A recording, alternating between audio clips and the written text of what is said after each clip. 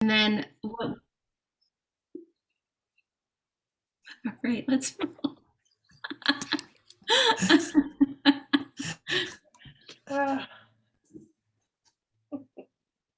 You crack me up. Hi, Facebook. I crack myself up. So, hi, Facebook. Hello, everyone. I'm Heidi Ferguson. Next to me in pink and those gorgeous flowers is Fadesta Ramsey. And we have, for the first time, a male guest, Diego Cassina. And Fadesta will be introducing him in a moment. Um, so I'm going to start with a check-in as I always do. So, I'm still in the vibes of the equinox and the cleansing and kind of what's permeated from there, and the rituals and all of that. So one of the things that I did was I cleansed and I moved all of my. I have 4 or 5 portable altars, and I changed those up. And then the other thing that I did was I removed everything off of my. I do a lot of cleansing, but I also removed my everything from my refrigerator. And on my refrigerator, I have a few favorite pictures, and I love dachshunds. And the reason I'm mentioning this is because one of my closest friends sent me, after her dog had passed, a couple photos of her dog, which was a doxy mix. And so after I moved everything, I was like, I sent her the picture of my fridge where these photos were, and she's like, oh my gosh, I'm currently dog sitting for a family who has a senior dachshund. Do you want to meet him? And I'm like, of course I want to meet him, because like, I grew up with dachshunds, and that's where I get my love for dachshunds, and we've had them throughout the years. And this is someone that I haven't seen for, I want to say, 6 to 9 months. And so I'm just like, the steps that it took, the dots that connected to get us to where we were last evening was really sweet and lovely. So I got to meet this little creature, 4-legged old creature that was so loving and kissing. And I mean, he was just a doll. And then it offered us an opportunity to reconnect and to kind of catch up and talk about our lives as far as what's been going on for the last 6 months. So that's what's alive for me. And I'm just really feeling how I was affected by that. And um, yeah, and I'm really appreciating the gifts that we may not see in the moment that we are receiving from all these things, and how they just kind of, I don't want to say just kind of, but how they bubble up for us. And yeah, so I'm excited about the gifts that might, appear today in this next hour with the two of you. So that's my check-in. Thanks. Thanks, Heidi. Thanks for getting us started. And yeah, I would love to introduce Diego from my experience of him. Diego's a dear friend, coach, ally of mine, and I think in your past incarnation, a relationship coach, now business coach, as well as a nomad, I would say a pilgrim of the spiritual path, and just someone that I have really grown to care for and be incredibly inspired by. So thank you for showing up. Thank you for being willing to give of your time in this way. And I'd love to leave the floor open for you to check in as our guest. Yeah, thank you. I would say my check-in would probably be, I'm feeling like an absence of fear, and I'm feeling like this kind of like this like loopiness at the same time. So I went through a hypnosis session yesterday that was very tailored to something I wanted to work on. And in the hypnosis session, like my arms went completely like lanky. Looked like Kermit the Frog just sitting in a chair.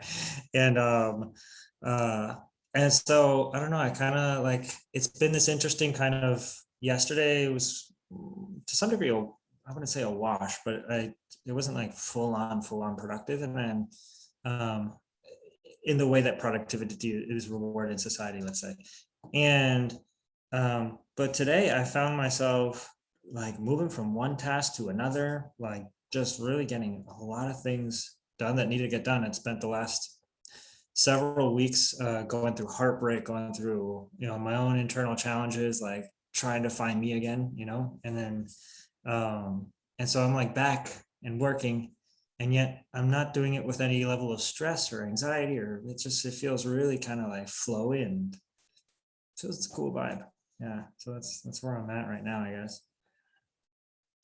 Wow, thank you. That feels really rich. The weeks that I know you have been kind of in your growth opportunities and your queries of life. I really appreciate you sharing that, and even just that something has shifted for you is what I'm hearing, and you're kind of feeling out what that is a little bit, like Yeah, acquainting with it, a new I energy or guess something. I think we should call it the hippie hustle. I love it. I will tag on to that because I got to see my medicine man today and had a lot of stuff. I'm onto myself. I can track what's going on. I can be like, oh, there's a little emotional addiction here to being sad and mopey, or over here you've kind of got this groove, you know, tread millions of times in this lifetime or many lifetimes. And being able to come in as the neuroscience geek and go, hey, I think I've got this going on, and be able to do it from a coach's lens, and then have a doctor who can find it in the body, Mm, find where it's presenting in the body, give an adjustment.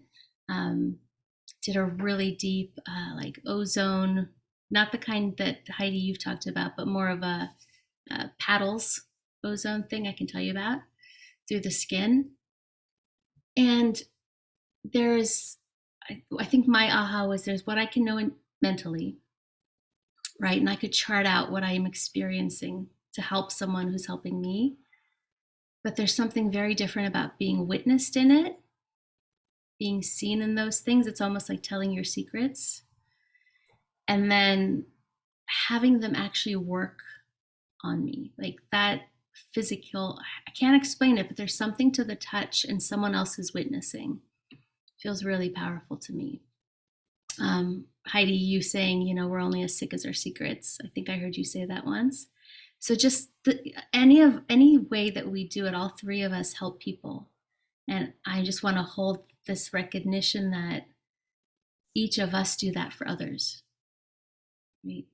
Someplace they can bring their burdens, their fears, and just how being on the other side of it today was really powerful for me.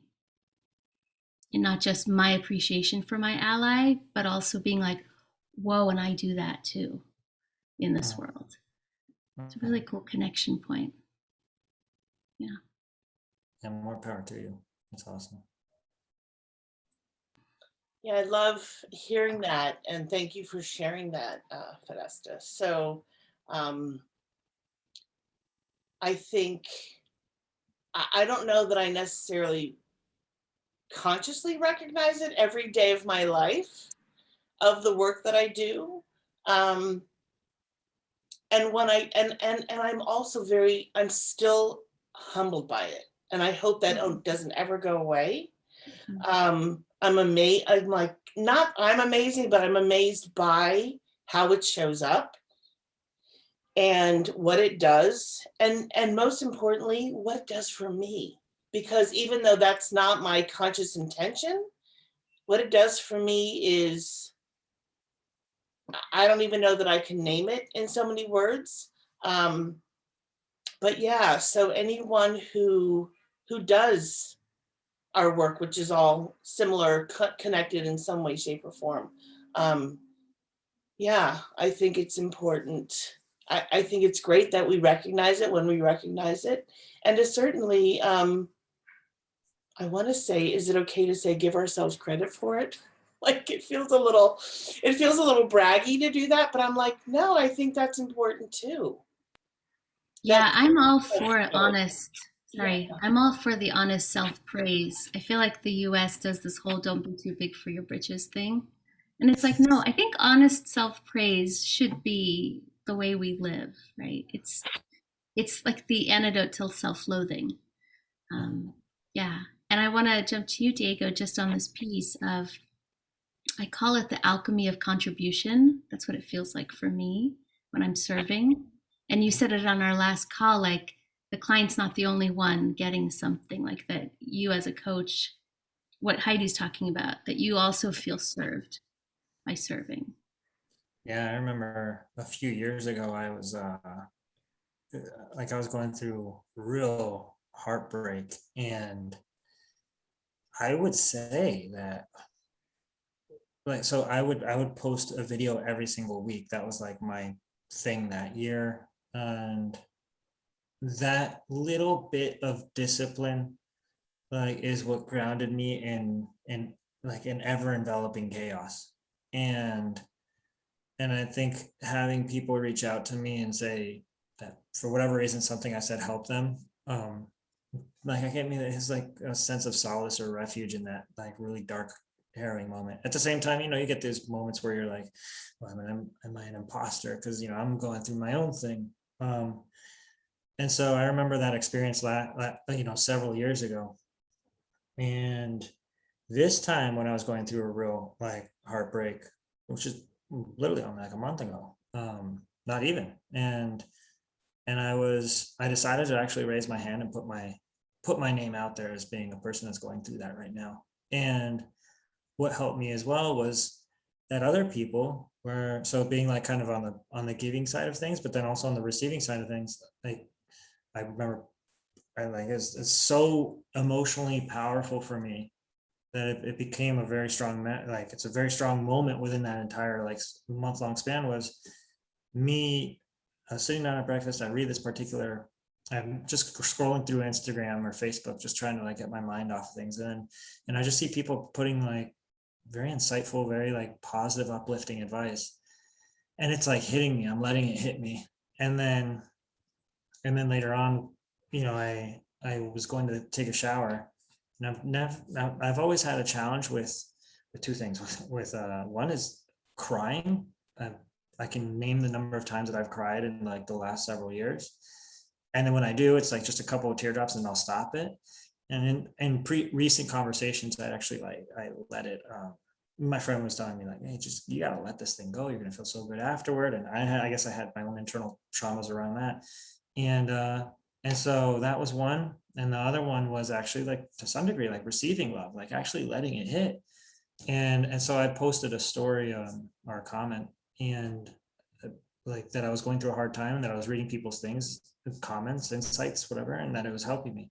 And immediately people started pouring likes and loves and comments and sending messages. And I was in that moment, two things happened. Number one was like I was vulnerable to the point where I was like, I should then, oh my God, like this is actually happening. They're sending this to me. And I like, it was that recognition. And then, and I like sensed that love being poured into me when I felt like I needed it most. And I started bawling, and I didn't let myself stop it. I just bawled, and it was beautiful, like beautiful, And so, yeah, I think what we do as well, if we do that, whether we know it or not, is it's a gift. I don't know how else to describe that. Wow, I'm feeling really touched by your share, both from that tender place that you're speaking from, and then just letting us in on that it can be hard to cry. Like that's standing out for Mm, me as someone who cries a lot. yeah, Just to hear that there's this other experience, and I'm going to be gender biased and guess it may be a lot of men, but not yeah, in, excluding women, obviously.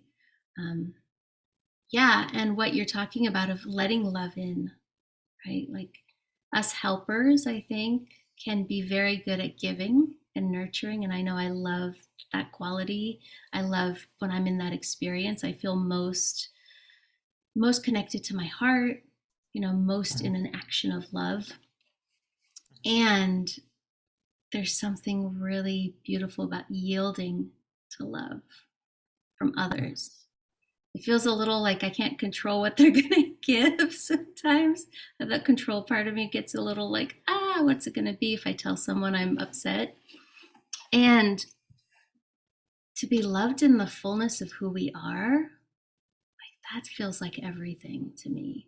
In the messy, in the Lord knows I can be a frumpy cranky monster, and like to be loved even when that's happening, you know, whew, that's healing to me. It's super Mhm. reparative that it becomes unconditional love. um, I think so many of us got such conditional love growing up. That's my sense. So, Mhm. yeah, I feel even more loved in those messy parts. So it's Yeah. easy to celebrate like the strong, positive, confident parts. But when Mhm. people love on that place, oh man, I can love it a little bit more inside of me. Yeah. Yeah, definitely. Yeah. And in my experience, I find myself, and this isn't all the time, but some of the times, if I'm, when I'm crying, or that's my response to something because I'm really feeling deeply about it because of my Care Bear, huge Care Bear heart, um, I I kind of wince because I'm like, oh my God, how will this person hold this? Will this person be able to hold it? And sometimes I have judgment come up, and I've been pleasantly surprised. And I'm remembering two very distinct situations where they patiently waited for me to get through whatever was moving through me. And I was not expecting that from this person. I was like, oh and that was such a gift in a lot of ways. And I was like, wow, I can really trust this person. And I Mhm. was so glad to know that, because my relationship with this person has been the trust part of our relationship has been lifelong, and it's been challenging. And as adults now, to have that be very different, I'm like, oh, like I can really let my guard down. Like, okay, I'm okay. I'm safe with this person. Um, so to have that reassured is huge, huge. Yeah. This is having me think a little bit about, some of us, I won't say, I'm not going to label you guys, but I'll call myself a highly sensitive person. And I think that's the Care Bear heart. That's the like, feel it all, hold it all, love it all. And I'm beginning to think, I think when I was younger, I was like, this is such a curse to be this delicate, right? Like, no one else seems so delicate in my family. So it was like, am I just limping along behind the whole elephant tribe? Or is this actually leader of the pack energy? It took decades to figure out that it's actually like, let our world be led by compassionate leadership. Let people hear their feelings instead of just pushing through whatever people do, right? um, it's only been very recently, I'd say within my coaching practice, that I've been able to, I'm going to say, fully embrace my sensitivity. As an artist, I did it in some segmented way. Like, oh, I can own my anger, I can own my stuff, right, in the music. But to fully embrace that it might be a superpower and could serve as a superpower in this world, it feels like I can just live in my natural flow, my natural state. Which is like, something feels sketchy here. I can actually name it. Like, that's my job. It's incredible to me that I don't have to suppress or be the quiet one that's feeling it. I just volley When you that over to like being able to do work that fits you, right? when you And say how does your work? sensitivity, I'm curious, is that sensitivity to like any emotion? So like anger, frustration, or is it like geared more toward like, let's say, compassionate emotion? I think for me, I can sense what people are feeling, and then I can hold space for however big that or intense that is for them. Mhm. Because I feel things so intensely, it's like, bring it. None of that's gonna. I have capacity for it, so it just took me a long time to connect sensitivity to enormous capacity. Because I think Mhm. we get shamed. Some of us, I did, that sensitivity means you don't have enough capacity. right? You can't keep up with everybody else's sort of work 80 hours and be burned out and whatever. Like sensitive people can get shamed, I think. So it's been Yeah. healing to be like, well, the work I do actually relies on my sensitivity and my intuition. And then to have the too much attached to it is also very, shaming. And I want to say, yeah, I am too much. And I love my too muchness. So bring it, because my too muchness really allows me to be more of who I am and allows me to be more authentic and more honest, sometimes to a fault. Like, I say that, but I'm like, no, I don't know that it is a fault. Like, I really want to continue to work on embracing that, because my honesty and my authenticity and my big heart are that's what makes up a lot of what I am and who I am. And if I didn't have my sensitivity, I don't know that my intuition would be as on point as it is. And I'm going to say, like, even today compared to 5 years ago, I feel like as I get older, I my heart expands. I feel like I'm in this place right now, this chapter right now, where my heart is holding a lot. And I've been asked to expand it, not only so that it can hold more, but also so that it can receive more, because we were talking a few moments about receiving the love. And I'm like, there are moments when I feel like, oh my God, I don't know if I want to receive more love, because I don't know what that looks like or what that comes with. And then if I just allow it and trust it, I know that I'm covered. I know that I'm covered. I believe that spirit has my back all the time, because I have my back.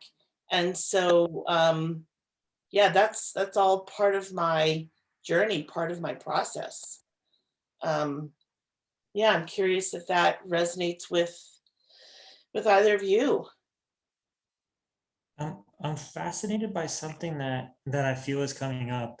Like, I'd love to kind of like introduce this, which is when, like, so for instance, when you were just speaking, there was this sense of confidence in the way that you were speaking about the importance of sensitivity and like your too muchness, right? And like, I'm fascinated by, and maybe more so, and first, I know you'll enjoy this, is the integration of the shadow, right? And so I wonder if, like, do you feel that you can actually explore the full depth of your sensitivity and actually express that as you are, because there has been some integration of the shadow, because I'm wondering if, because I know, like, sometimes, for instance, I've been like, oh, well, I'm too sensitive, et cetera. And it's almost like I've almost seen it as like a counterbalance with the integration of the shadow. It's like, oh, I got to shadow myself up to like then be well balanced, especially in a world where there are people that will do you in. And then, but I'm almost wondering if it's like, oh no, I can go to the fullest extent of my sensitivity and I'm cool with it because I know the 100% of who I am. So the short answer is yes, Diego. Yes. Um, and because of the decades of work that I've done on myself, without that, I would not have this confidence, or would I be able to go to those depths? I would be too scared. But because I've done the work that I've done, and it's like the journey doesn't stop until I die, and even beyond. Right. So, but because of that, yeah, I really full-heartedly want to be able to go to as far as I can, because I believe that when I show up for myself, I'm showing up for the world, for everyone else who wants to see me, who wants to receive me. And we talk, like, not everybody likes me, and I don't like everyone else either, and that's okay. Like, that's just part of life, right? We're human. And it's interesting. Fidesz and I just talked about this last week on the podcast, um, and also, you know, I'm closer to 60 than I was to 50 than I am to 50. So I think that comes with age too. Mhm. Like less of, I just, I don't want to say I don't give a shit because that doesn't mean, I don't want to imply that I don't care about anything. But there are a lot of things that I've really learned to let go of. Mm. I don't have the mindset of, I need to be in a relationship. I don't have that mindset anymore. I don't have the mindset of, I need a man or I need a woman or I need, no, I have within me, it's not that I don't want those things, but I have within me the things that are really necessary for me to live and thrive in my life, Mm. full bodied, emotionally, mentally, spiritually. And so, and yeah, and there are a lot of things that I'm still working on. Like I said, until, you know, until I die. And I don't know if this answers your question or not, but um, I'm so grateful that I have and I mean painstakingly worked on myself and worked on the dark shadows, like really dark shit. And there's more. Like it just, like I said, it never ever ends. And Mm.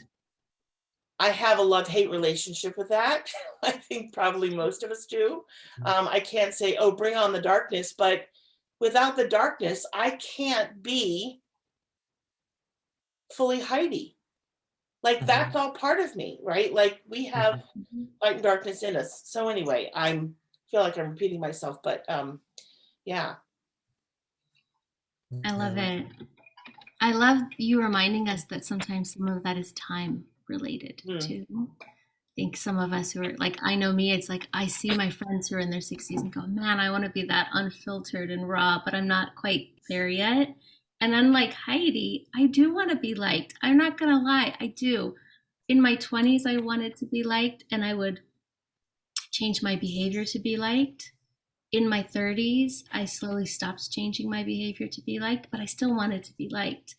And now it's turning into, ideally I'd like to be a decent human that's liked. That feels like good vibes to me in the world. And yes, there are going to be people who will be challenged by me for whatever their projections are. I'll be challenged by other humans. Hopefully we inspire each other. um, but to your question, Diego, I think it's been, if I want to live a fully expressed life, which is my MO, that I get the totality of the human experience available to me, right? Mm. From murderous rage all the way to like the deepest, most tender grief. Like Mm. I feel like I'd blow my incarnation if I only felt like this much of the spectrum. But that Mhm. just might be what I wanted to do this time around. I keep wanting to, I'm sitting at the piano, so it's like I keep wanting to expand the range of the keys I can play as this human. Do you know what I mean? And Mhm. that's meant doing both, like owning the shadow that I do have strength and resilience and grit, and I've lived some tough stuff, and embracing like sometimes I'm chicken shit, you know, sometimes I procrastinate. Sometimes it feels too big and it might wildly change everything. So I don't do it when I know I want to do it. That balancing you talk about, I think actually is letting me be in more ownership that I'm all of it. Um, I'm not surprised when people come with aspects maybe they haven't sat with. To me, it's like that roomie's welcome guest, right? Like, of course you're all of it. You know, you were born all of it, and you closed a bunch of doors. So shadow work to me is the promise of full expression, Mhm. and that's why I love rock and roll. It's like I want full expression, full passion, full power. Um, it translates to me in like how we get to do life. So yeah, shadow work's very near to my heart, as you know. And I'm Yeah. curious for you if you're open to sharing, because I know you had a recent trip. Like, how was your journey of finding yourself up on that volcano? in the places that you've been. Do you want to share anything? Yeah. The volcano I always enjoyed. So I went to Guatemala recently, about like what, 2 weeks ago. Oh no, actually, what am I talking about? It was last week. Um, and I had always liked the volcano because it symbolized a lot for me. The first time I went, I believe I had COVID right when it first came out. It was brand new, it was the thing to do. No, but it was something going on in Asia. And so, people in the States were like, oh, that's never going to come across the Pacific. That's happening over there, and somehow oddly it's in Italy too. And then all of a sudden it's like in this other place, like, but it's not going to come here anyway. But it was February 2020, and we a friend of mine and we went to Guatemala, and we hiked up this volcano, and I was in rough shape. I had fever, I had everything. And so but I kind of like found God, I guess you could say, on that mountain. I feel like there was some insights that were pouring through me that were not my own, that got me, motivated me, put they put pep in my step, and I got up that volcano. And I always thought it was fascinating because for me it indicated like it was, you're ascending up this volcano and it's spewing lava, and I think to myself, it's like this fascinating reversal of conceptualization where I'm like, I'm as hell is raining down upon me, that's when I'll reach heaven. And so that kind of came through again this time around, although not on the volcano, when I was in Cartagena, and I'm going through the throes of the breakup. I want it to happen. I'm releasing expectation, whether I want to or not. It's being force released on me. And and and I'm touching very real sadness and grief. And I remember at that same time I had just started experimenting with microdosing psilocybin. And I had this dream that came through me that essentially said, the portal, or the gateway to heaven is the portal of hell. And it's this whole thing of like having to pass through like that experience of breakup to eventually come through on the other side feeling like I'm here, and I'm whole, and I'm like I found a deeper sense of self-love, like. And so I was like praying to, the way I would pray that it was, I pray for the blessings that I still can't see, and yeah, so that was like this real rich experience. And then a friend came and we hung out in Cartagena, and then afterward I had to literally pack up my bags and head to Guatemala to hike that volcano again.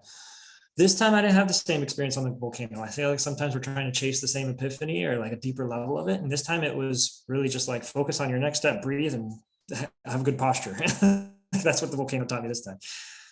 But in the same way, I realized, wow, like I've grown, because it isn't it's difficult, but it's not as difficult as the last time. But it did kind of like bring awareness to me of just the importance of relationships, friendships, like being in the present moment. And sometimes I'd have to consciously switch my mind back into the present moment, and other times it was the present moment just like beckoning to be seen, heard, felt. So yeah. Damn, that's beautiful. Thank you. I love that this time the universe was like, just keep form. Just keep your form. Yeah, it's like yeah. Up the mountain, and everything else will take care of itself. It's always like these little things that I feel I can take and elsewhere in my life. The last time was mental. This time it was, it was mental, but it was, focus on your breath. Make sure you have good breath. Focus on your posture. And that oddly did a lot for me when I was really stressed on that mountain or volcano. And then, focus on your next step. And then I thought about that. I'm like, that's a lot deeper than I'm giving it credit for. Like, quite basically anywhere. If you focus on your breath, you focus on good posture and just your next step, like that's pretty good. That's gold, I think. Right. Yeah. That's all. Am I present and centered and available for the next step? Yeah. Yeah. Heidi, you had a question for Diego. Do you remember? I do remember. So I want to say I'm fascinated, just because, given how young you are, And my fascination is this, Diego, that you're on this path. I want to call it a spiritual journey, whatever. I don't know what words you give your life path words. But I'm curious, like, how did you start it? When did you start it? And yeah, and I'm curious if you wouldn't mind sharing, like, how did you get from where you started to where you are now? And I'm not asking for details or anything, but I'm just really curious because, I don't think I started my journey intentionally started my journey or consciously started my journey until I was like 35-ish. Mhm. So that would have been 2 years ago for you. Yeah. Right. So I'm anyway, I'm yeah, I'm kind of fascinated. I'm also in awe at someone your age, especially a male, and I hate to say that, Yeah. but I don't know many men in general that have done a lot of work, but also men your age. Yeah. And I Yeah. hope there's no offense in there because it's No, not. no, no, no, no. Well, it was a Okay. cold, foggy day back in no. It's just Thank no, you I for think that. so self-development has always been a part of my life. And the reason for that is when I was growing up, my dad would literally drive me to the elementary school and he would put cassette tapes, if anybody's is old enough to remember those. We'd have those in the car. So cassette tapes with Les Brown, Zig Ziglar, all these self-development guys. And we'd laugh at like some of the jokes they'd tell. And it was just like a positive reinforcement loop. So that was in the back of my head, I think, growing up. And then of course then life happens, and you enter different levels of the comfort zone. And at some point I remember looking at my life and being like, this is not what I kind of like signed up for. I'd gone to a good school, and then afterward I did not perform well there. And everybody was telling me I was smart, although I felt very differently based on my grades. I got kicked out, had to like petition to get back in. Eventually I graduated, like 5.5 years, I think, a 4-year degree. I went back to Florida, and I was working as a documentation assistant. And so essentially, I remember I just found my paycheck not too long ago, where when I got kicked out of school, I was working as a server at an Applebee's, and I saw my paycheck. That was $500 I believe every week, no, every 2 weeks.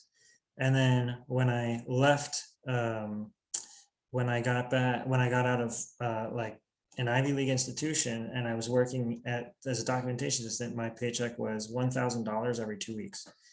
And I remember, and I was like, and I was good with that. Like I was fine with it. But then deep down, I was like, I'm meant for something more. So that's when I started like re-entering the world of self-development. As just listening to Tony Robbins more than anything. I had some crazy belief come through me that I'd be able to get back into school. So I studied, I got back into school, I got a good job. And then, but at the same time, like I kind of wanted the startup, like I wanted to have my own business. And I thought, well, what am I going to do? I tried many things before, but self-development was always something that like really drew me toward it. Having my own like challenges, it was really in the area of relationships, self-esteem, self-confidence. And so that's where I decided, what I'm going to do? I'm going to share my journal in like a public forum.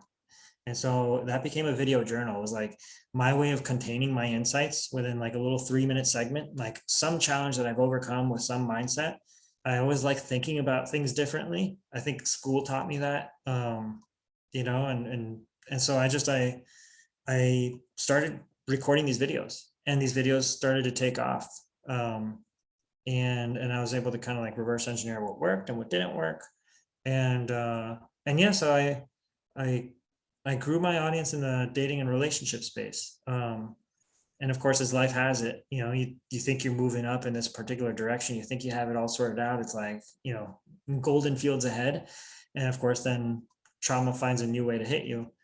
And so, yeah, so then I got hit with like, the a loss of a relationship that I really, really wanted. It was actually the loss of my obsession that I really like, was my desire. And and then I kind of went through like another journey of the soul. Like that was the darkest moment of my life. Like that year was, I would never wish that on anybody. And I didn't know what to do. I was consuming self-development books because that's what had helped me in the past. I must have read like 50, 60. I like full on read them, not, and then, so yeah, like one a week at least. Then I was going to, I went to, I was spending my weekends inside. I didn't talk to anybody. I went to seminar. I went to Tony Robbins UPW because that had helped me in the past. That didn't work. I'm like, what the hell? Then I went to Date with Destiny. I'm like, okay, I need his like flagship 7-day program. And then I go there and that didn't work. And that was scary as hell. And I'm like, oh my God, like everything that I know is not working here. And I felt absolutely powerless. And then in that point, I remember I was surprisingly, one book did help me, which was Presence by Amy Cuddy. And it talked about actually body posture and, leaning into your power. And at that point, that was scientific article. I started coming, I'm like, wait a second, if what I'm feeling is absolute powerlessness, I was like, what if the antidote is in fact power, which is something that I'd always attributed greed to and like bad juju, bad vibes, seeing world leaders not, basically, control people with it. And I thought, no, what if I've interpreted this whole thing poorly? Like, and so I started leaning into my power, and it gave me I was able to come out of the worst depression I've ever experienced in my life. By really just, I came up with this like mantra, which was, I only trust those things that they empower me, they energize me, because I definitely know what the absence of energy felt like. And I said, and what makes me more productive, because I knew what feeling like I was by unproductive. I was literally like, I wasn't doing anything. And so I said, okay, that's what I choose to trust. Those thoughts, those feelings, anything else is absolute and utter bullshit. It's not even me. It's not even me. It's just been programmed in me. And that, I don't know whether that's right or wrong, but I knew that energetically that felt right for me at that moment. And I took it, I ran with it. And I think since then, I've had this like upward trajectory of like optimizing, performance enhancing, like, let me see how I could get to the next level. And I think the journey that I'm now on is, I've shared that belief, for instance, with other people. So a friend of mine, for instance, and he's taken off immensely. And you can't not compare yourself to some degree, even though you shouldn't compare. But you go, I wonder what that is. Like, are there blocks within me? And so now the journey that I'm in, is oddly one where I go, okay, like maybe it's not something I need to know, but maybe I've been climbing this hill, but I have 100-pound rock on me. And so what if I could chip away at this rock? And so over the last, 5-6 months, it's been the integration of therapy, hypnosis, psilocybin, which for me was a closed door, absolutely no before. Yeah, I don't quite know where this will take me, but I'm more than happy to share the experience. I think people should hear about that rather than like it being, a secret. Thank you. That Mhm. was beautiful. I'm curious. I don't want to assume, but I didn't hear you mention anything about spirituality. So I'm curious if there is a spiritual component to your work, Mm. if there's a connection to that at all. Yeah, so for me, spirituality is different. I like kind of, I know there's like a connection with religiousness, right? So, but I consider spirituality to be all encompassing, right? And so from my perspective, like I feel there's something greater that I can't possibly understand. Um, and this is, and so for instance, and I do like at times I've gone to church. It's not like I'm, deeply religious, but I do. I'll pray. I don't necessarily know what that looks like, you know.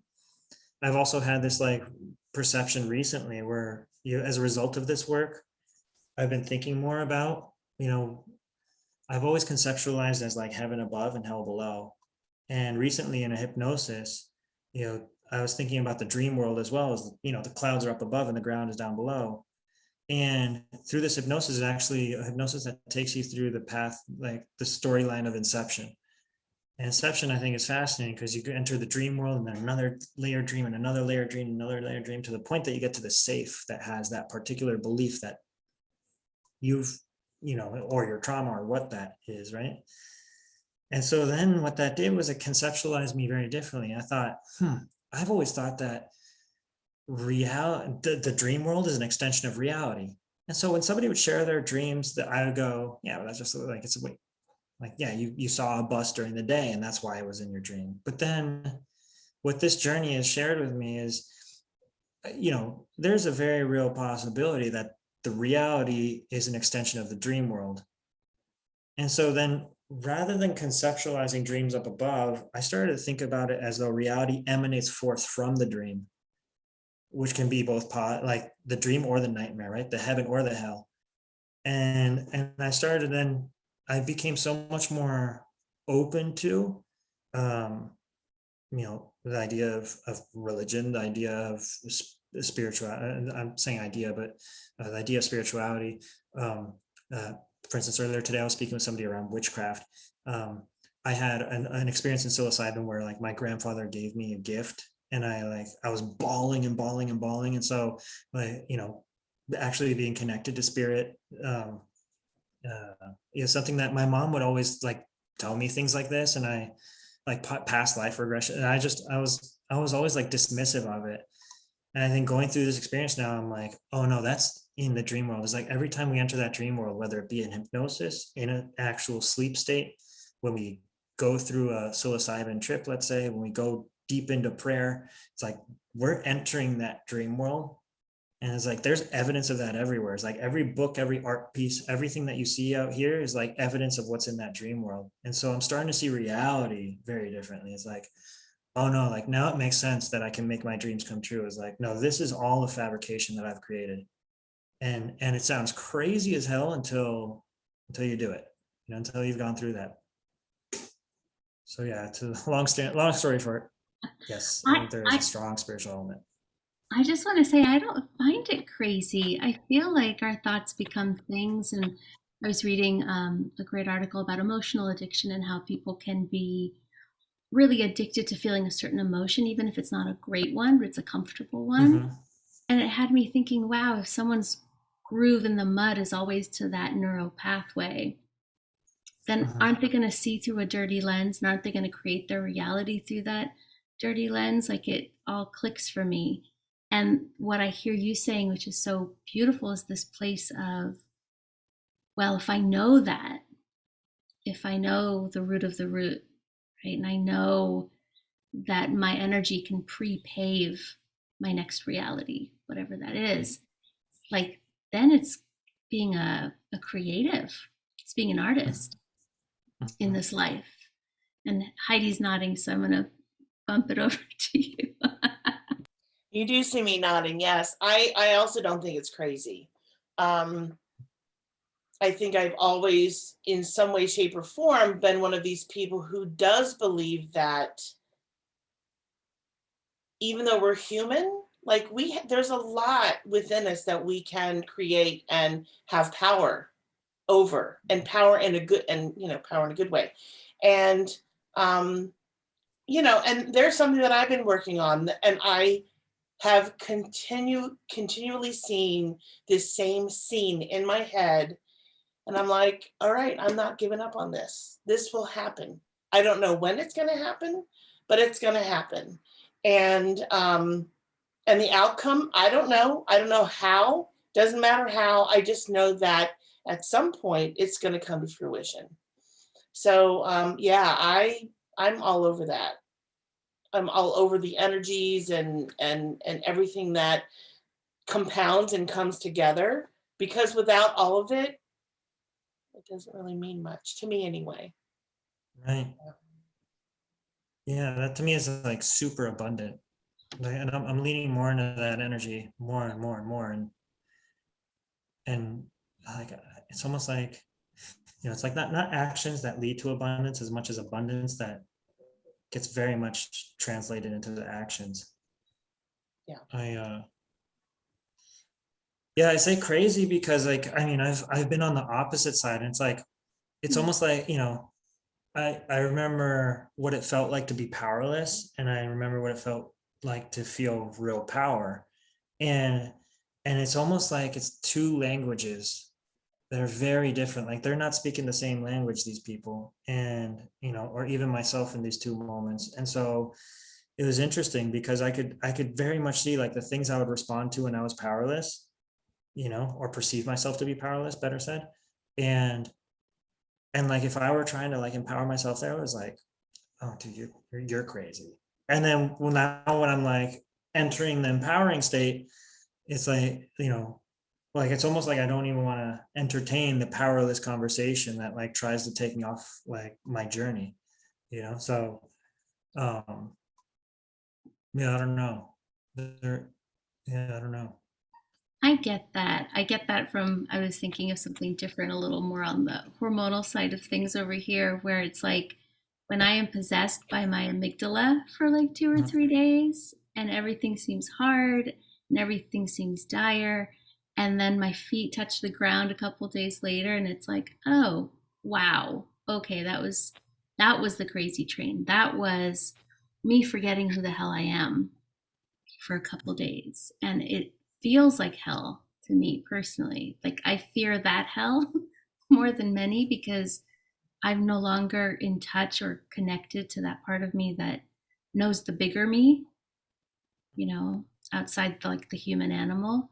So I don't know, just wanted to share that. I might, not feel powerless at that huge degree, but there's enough to be like that. It's the opposite of who you see here. Mm, And that's really jarring to me to also have that side. But it's worse because I kind of judge that side. Like my work is to just not judge when that part comes online, to tend to it. Like you tend to a 2-year old having a tantrum, right? mhm, Versus really taking it seriously as the gospel of you. mm. Yeah, Wanted to I add, found I get a go oh, ahead. I'm sorry, go ahead. I just wanted to add that without this thing called, I want to say, I call it faith or belief, like blind belief, Mhm, um, none of this would be possible. And it's a muscle that has to be exercised all of the time. If I didn't believe in myself, it would be bullshit. All of it would be just be nothing. It would be just kind of like a void. Um, or believe in the things that I am manifesting. Or you talked about abundance. Abundance just doesn't appear. I mean, I can ask for something. It's not just going to appear, but I have to put something behind it in order to make it happen. And believe, and really deeply believe that in its own time, it will show up, whatever it is. mhm. Yeah. That's Yeah, why I yeah. admire the perseverance quality, the persistence quality of people, whether it's artists. Think of like Patti Smith and thinking of like when I'd read her books and how much wasn't going well, and like the dogged persistence to keep going after something requires that self-belief or belief in mission. Because sometimes we might not have the energy for something, but the belief might pull us through. Mhm. Yeah. I wonder if it's also I mean, do you think it's 51% belief? You know? Or I is don't it, know what I'm saying? Like, was that I don't know what that means, 51% belief. like you only Like a need to little believe more. yourself a little bit more than you don't believe it to happen? Or is it 100% belief? Because any one of us can go through some experience, and then like we'll have our doubt, we'll have our insecurity, and then, but I think if you take like a grander view and you go, okay, throughout that experience, you tended more toward belief, and so then you'll be rewarded. That's a journey too, right? Mhm, So that's a journey too. So even to to bring something into one's life. Whatever the path is, there will be doubt. If that's what you mean by 51%, right? So there will be some doubt. There won't be belief 24/7. There will be some doubt because I have had moments where I'm like, I must be out of my mind. And yet this was a message that came to me. This is what you will be doing. Okay. And so, and every time I tap back in, and I read and I hear that message, I'm like, okay, all right, I hear you. I got it. And I'm not saying that it's easy. It's not. I will speak for myself. It's not easy for me. But again, I have to keep remembering and just persevering that this is happening for a reason. Don't know what it is, but it's happening for a reason. Yeah. Yeah. I'm also thinking of, when I started my entrepreneurial work and was trying to move from like a normal job that paid on Fridays, like everything was sort of copacetic and steady, to this thing that was a dream, but I had no template of yet. And I think sometimes it was like 80% fear and like mild panic meets just one thing somebody said that day that lifted me up. Right? It's like every breath felt like panic and hopefulness. And sometimes I don't know that I had even 51%. I think overall, when you're talking about a composite, yeah, I think there had to be a tipping point of a little more self-belief or belief in life. But I feel like there were days where it was 95% fear and just one thing a friend said or one thing a loved one said that was like, oh, but I could totally see you doing this. That would kind of pull me out just enough to do 2 more things on my list, take 2 more actions. So that was my reality in my nervous system. That's cool, because it sounds like it's almost like there's a weighting system, like some of those moments are weighted much more heavily than the 95%. Yeah. I'll share one real quick. I know we're Yeah. going to be wrapping up soon. I had wanted to move from finance into teaching and speaking and coaching, as you know, Diego. And I thought, this is insane. Who leaves their like well-to-do finance job that, people always need someone in that seat to go do something I've never done, that I don't have a certification for. Like, I just thought I was the craziest human on the planet. And then I wandered off to take a walk on a trail, bumped into a guy who had come back from fishing. He used to work at Lockheed Martin, right? Department of Defense, big exec, $250,000, $350,000 a year. Got laid off and decided he wanted to become the ice cream man. And he was like, I could have gone to the other DOD kind of places and continue to be an executive who helped make bombs and stuff, and I didn't want to. Like, nobody liked me, like my kids didn't even like me. And he said, when I really sat for a few months and thought about what I wanted to do, I wanted to be the guy people looked forward to seeing. I wanted to be the ice cream man. And so he did it, which I think was even a crazier contrast than what I was walking with, right? And he did so well. He got a second truck and another until when he liquidated his business, when he retired, he had 77 trucks and a successful ice cream business. And that's who I bumped into walking on a trail on a day when I was like, I'm freaking insane to be leaving finance to coach. And I was like, okay, that you just gave me so much. He's the only person I bumped into that day. So it's like that you can't plan. No. But he was like, you could do whatever you set your mind to. And it was like, thank you, God, right? I always say God and drag, like walking around. Yeah. That's phenomenal. That really And that was the day I was it? probably panicking a lot. Yeah. You got to put that in your book. Isn't it amazing how those people are dropped in at the right moment? I love that. I love that kind of stuff. And I wish I knew the guy, knew the guy's address or something. Send him a thank you card, because he was just being himself in his joyful. I did it, you could do it kind of place, and had no idea he was being like a real ally, you Yeah. know? Yeah. I don't know if he has an address. That was like a guardian angel. You know? Yeah, and I wanted to leave it open just as we close. If there's anything else, I know, Diego, I could ask you questions about business coaching and all that stuff, but I really appreciate getting to know the human you through where you are right now. So, is there any last thing you'd like to be seen in or share?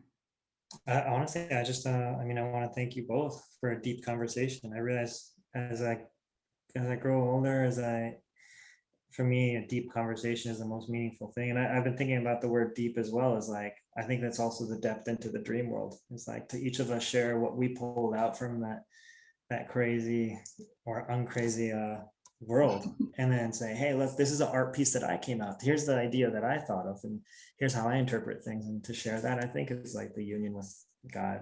So I just want to thank you both. Mm, Thank you so much. I thoroughly enjoyed this. yeah, Thank you, Heidi. It was so much Thank more than you. I even, could have imagined. Yeah. yeah, me too. Thank you both for being such blessings in my life. And I get the extra tickle of having you both on the same screen, which I just can't even express how joyful that makes me. So, thank you. Yeah. Shall we do a chat pack question? Oh, yes. I want to honor Diego's time too, because I know you might have other things. Are you okay for a No, minute? yeah. Yeah. Okay. Okay, so this week's chat pack question is, what is the most interesting course you've ever taken in school at any level? And I want to extend that, so beyond school, you've just taken a course that's been really interesting. Mm, Um, hmm. I know mine won't be much of a surprise, but at the relationship school, the deeper psychology of intimate relationships, understanding the neuroscience, the psychobiological human needs, how we're wired. Like, I'm just fascinated with people, and I've always been fascinated with how we either miss each other or get each other, meet each other. Um, so for me to learn and geek out on the neuroscience, but also understand communication skills I never received, honestly. Um, Skills I never knew were even something we should have. It became like a holy shift of not only is this course amazing, but like this is my mission in life is to help people communicate efficiently and work through conflict because probably a great pain in my life, right? It became a great value to be able to teach that. So yeah, that for me just it's called deeper, right? But like just to understand where we normally go off the rails with each other and how we can do the reps to be different, to have empathy. Awesome. I would say of all I mean, I've done a lot of self-help courses, so I could point to I'd say Tony Robbins self-help course, which has really helped me like get the edge or something like that. If I'm gonna keep it to the college, I'll say negotiations was one of the most powerful courses I ever took. It was the depth of human interaction. I actually had to negotiate my way into the course because it was only a wait list. So I found a way to do that. And then but it was really, really fascinating, because they showed us there was a particular negotiation where it you it was actually it was like slated so that there could be malevolence in the negotiation, and so the better that one person did, the worse off the other person did. Then there were other like ones where you get to like an actual fair trade. And then we also had a hostage negotiator that came in there, and an undercover cop uh, who spoke to us, and like those things were just so fascinating to me. I was always fascinated by like how do you get. It was the answer to is ultimately like I started to geek out on it because it was to me it was like, okay, I always know like it's not essentially the question is like how do you get to a person that can't be gotten to, and the answer is you get them to come to you. and then enter all the different strategies to really facilitate that, which is yeah, I've always loved all that. Mm, very cool. So I have two. So when I was in Rome, when I studied in Rome, I'm first of all, I'm a geek for history, and I took several art history courses, and my favorite was the Greek art history course. And we actually ended up taking a bus trip to these gorgeous Greek columns, a ruin, and I would say for me, something spiritual happened there. I don't know that I could have necessarily named it because this was back in '96, but it was very profound. I do remember just feeling and being a very profound experience. And then the other course, it's a weekend workshop. It's called the Essential Experience. I've mentioned it to Fedesta several times, but it's a 3.5-day intensive workshop. And it's just a very full weekend. And I have gone back to volunteer over 25 times, just simply because I get so much from it every time I do it. And not only, so it offers me to serve and support others, but I also get so much from it. And I just feel like I grow more and more every time I do it. So yeah, that's it. I love it. Ever unfolding. Ever Right? unfolding, never, always moving and changing, growing. Yeah. Thank you Thank both you. so Thank much. you so much. This was lovely. My God. Yeah, really good. Yeah. And thanks to our audience too. If you guys are resonating with anything, just please share with us. Let us see you and put something in the comments. We'll always respond back. We read those. So thank you. Thanks, everyone.